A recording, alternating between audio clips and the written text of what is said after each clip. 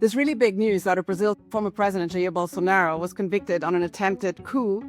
Anna, what was the verdict? Brazil's Supreme Court decided to convict Bolsonaro and some of his closest allies. He is facing decades in prison. This is kind of the final chapter of a very long process and has been a really, really intense moment for Brazil. Can you remind us what exactly he was accused about? Bolsonaro is accused of essentially overseeing a vast conspiracy to cling on to power after he lost the last presidential election to his leftist rival, Luiz Inácio Lula da Silva.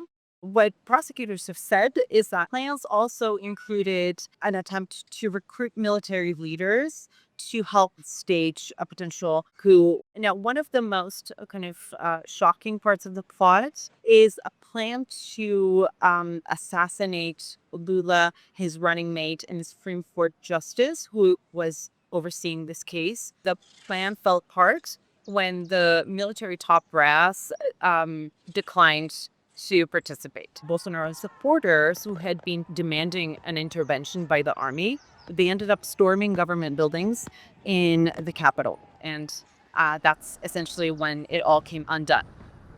What's next? There is a debate in the country's legislature, which is looking at this idea of amnesty, which has been a very controversial debate. The idea is that there would be some sort of pardon passed for a large group of people involved in the January 8th storming of government buildings. And this, in some analysts' views, could potentially benefit Bolsonaro himself. However, this is a really, really touchy subject in Brazil because this is a country that emerged from a brutal military dictatorship only decades ago.